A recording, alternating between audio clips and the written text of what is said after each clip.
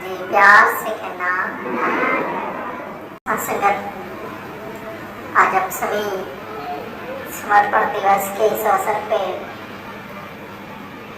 बाबा हरदेव सिंह जी महाराज की जीवन की शिक्षाओं को याद कर रहे हैं। शाश्वत समर्पण का अर्थ ही होता है कि संपूर्ण रूप से अर्पण करना। तन मन धन अगर अभी अपना है उसे अर्पण नहीं कहते। जो नूर मिला है सदगुरु से, यदि उस पर अपना हक समझो, ये मेरे मन की हुज्जत है, इसको तो समर्पण नहीं कहते। गुरसिख समर्पित हो जाता है गुरु के चरणों में, वो अपने अनुसार से बातों को ग्रहण नहीं करता। गुरसिख गुरु के आशय अनुसार जीवन जीता है। मगर होता क्या है कि हम अपने अपने हिसाब से, अपने अपने जरूरत के हिसाब से बात को समझते हैं। गुरु पीर पैगंबरों के संदेश तो युगों युगों से रहे हैं। कोई भी समय रहा हो, संदेश हर समय दिए गए, मगर हम ग्रहण वही करते हैं जो अपने हिसाब से हो। दास को ऐसी बात ध्यान है, वासुदेव राय महात्मा, पुरातन संत महात्मा, एक नौजवान महात्मा से कहने लगे, आपने ध्यान दिया, 5 प्रण बताया गया, तो पहले प्रण जो है वो आपको जो क्या चीज अच्छी लगी प्रण में, तो आगे से वो महात्मा कहने लगे, मुझे पहला प्रण बड़ा अच्छा लगा। तो महात्मा कहते ये बात तो सही है, पूरा जीवन उसी पे निर्भर है। अगर पहले ही प्रण मान लिया जाए तो सब सही हो जाए। तो महात्मा कहने लगे, कैसे आपको वो अच्छा लगा? कहने लगे, पहले प्रण में बताया गया कि तन मन और धन प्रभु परमात्मा की है, परमात्मा की देन है, तो मुझे ये बड़ा अच्छा लगा।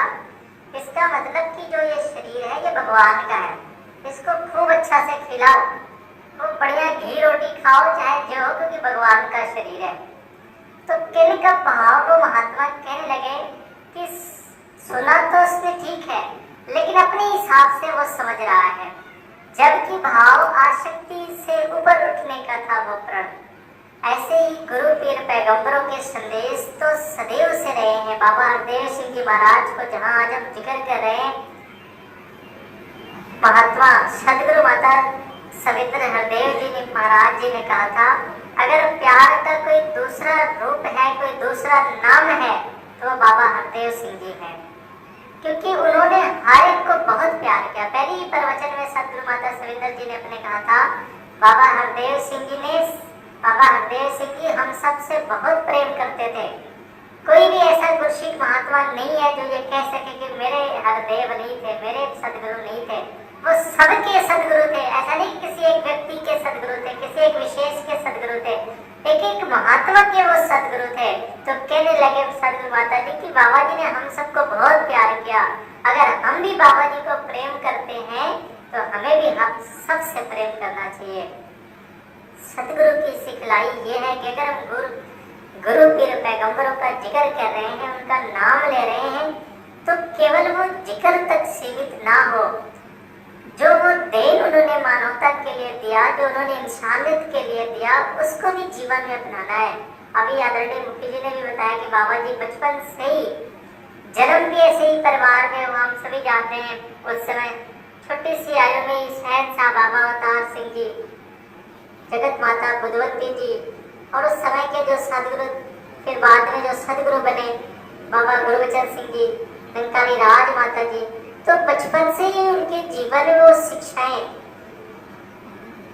आप सभी हम जानते हैं कि बाबा हरदेव सिंह जी के ऊपर पुस्तक है मेरे हरदेव, हम पढ़े बाबा हरदेव सिंह जी की कितनी शिक्षाएं उसमें दी गई है कि बचपन में बाबा जी अगर कोई खेल भी खेलते थे तो संगत वाला खेल खेलते थे। आज हम खेल खेलते तो कुछ और खेल होता है, लेकिन बाबा जी बचपन में जब खेल खेलते थे, सारे बहन भाई इकट्ठे होते और भी जो बाहर से महात्मा आते तो संगत करते थे, एक का नाम आता है, गीत बोलते थे, विचार बोलते।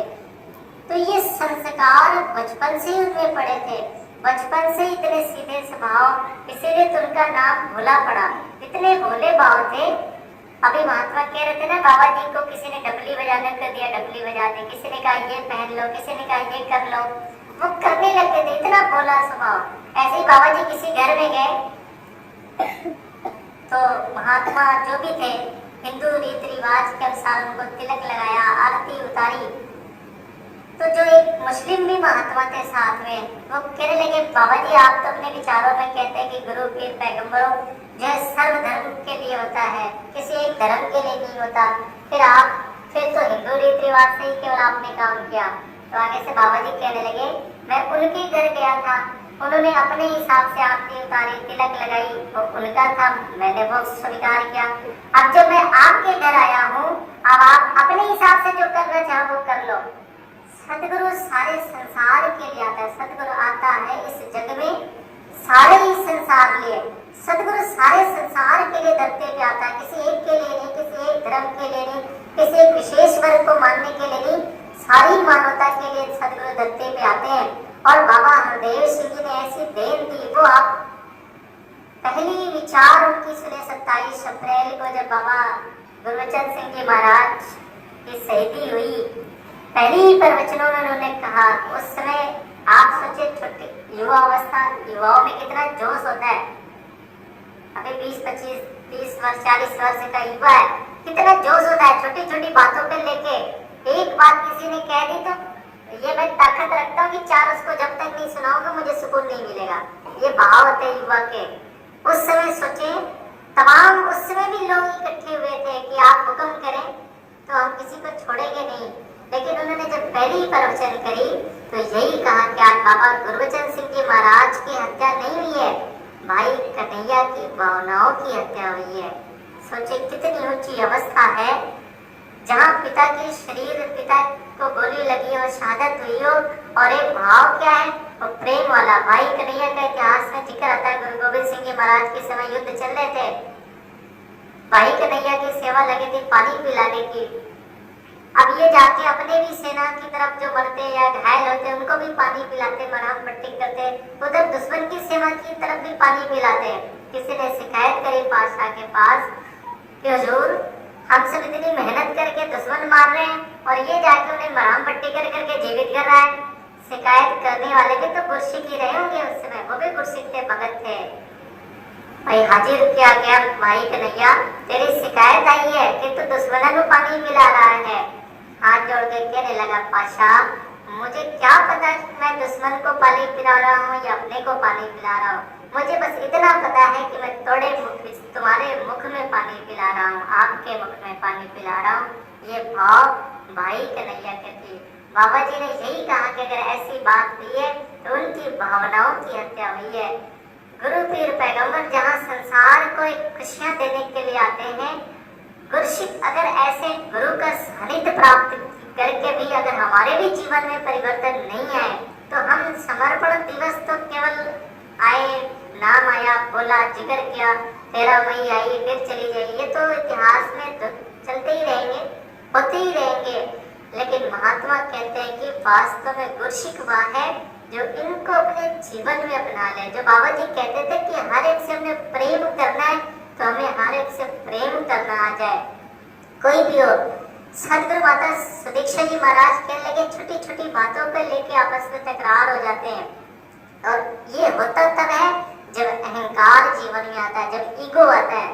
सदगुरु माता जी भी यूरोपीय समागम में अपने प्रवचनों में कह रहे थे इतना सूक्ष्म अभिमान होता है मनों में, छोटी बात को लेके मैं अभिमान करता हूँ। उन्होंने एक उदाहरण भी देके समझाया कि कोई व्यक्ति अगर आयरन करता है ना, फिनिश करता है, उसका भी अभिमान हो जाता है कि मैं इतनी अच्छी आयरन करी, एक भी क्रिच नहीं पड़ी, मेरे जैसा तो कोई आयरन ही नहीं कर सकता, इस बात का भी अभिमान हो जाता है।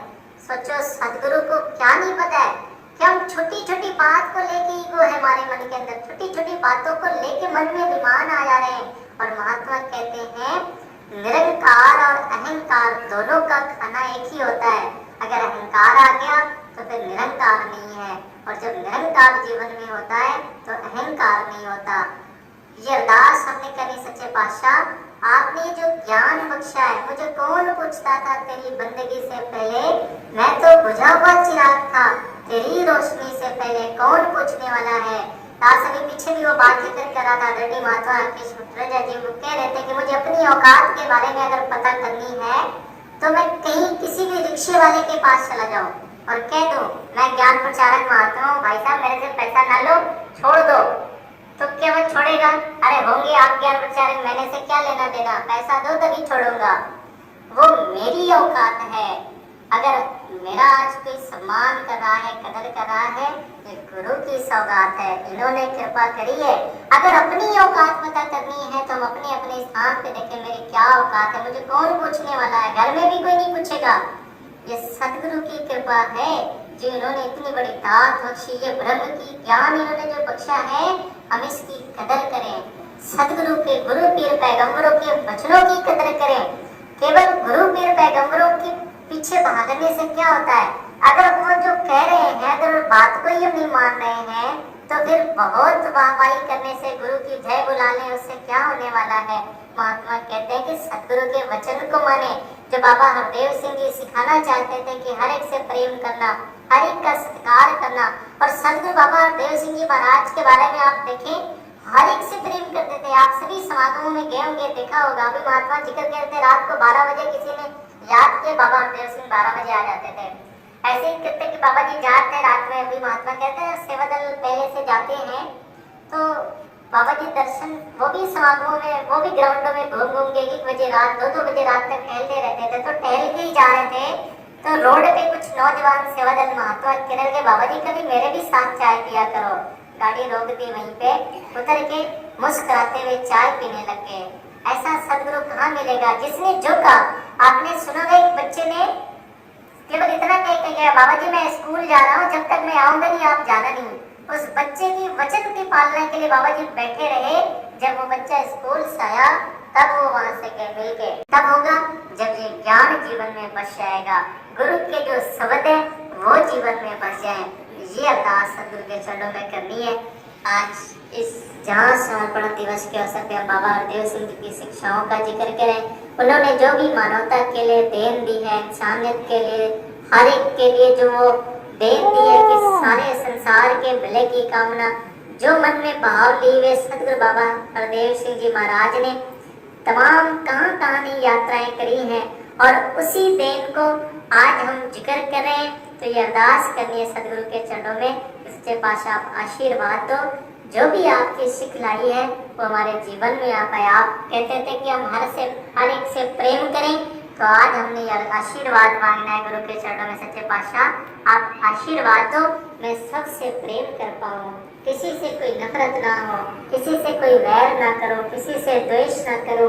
आप आशीर्वाद दो, ये आशीर्वाद मांगना है गुरु के चरणों में। महात्मा मोहन छाबड़ा जी कहते थे एक बार दास के बाबा जी आए, तो दास कुछ लिख रहा था, तो बाबा हरदेव सिंह जी महाराज ने डायरी में पेन ली, उसमें कुछ लिखा। उन्होंने लिखा, उस समय इंग्लिश में बाबा जी ने लिखी, तो उन्होंने बताया कि उन्होंने बाबा जी ने लिखा, अगर दातार से कुछ मांगना है तो विवेक मांगा करो, शक्ति मांगा करो। सच्चे पातशाह मुझे विवेक दो कि जैसा आप चाहते हो वैसा मेरा जीवन बने, जैसा आप चाहते हो वैसे मेरे बोल हो, जैसा आप चाहते हो वैसे मेरे मन के भाव हो, जैसा आप चाहते हो वैसे मैं सेवा करूं, वैसे मैं सत्संग करूं, वैसे मैं सिमरन कर पाऊं, जैसा आप चाहते हो। सदगुरु माता सुदीक्षा महाराज जी ने कहा, गुरसिक के जीवन में सत्संग, सेवा, सिमरन, अगर तीनों का बैलेंस बना हुआ है तो जीवन में भी बैलेंस बना होगा। इसलिए सत्संग भी करनी है, सेवा भी करना है, और सिमरन भी करना है, और अरदास भी मांगना है कि आप विवेक दो, शक्ति भी आपने देनी है कि जैसा आप चाहते हो उस रूप में आप ही बल बख्शो, आप शक्ति बख्शो, हम वैसा कर पाए। यही अरदास, यही प्रार्थना है, प्यार से कहना।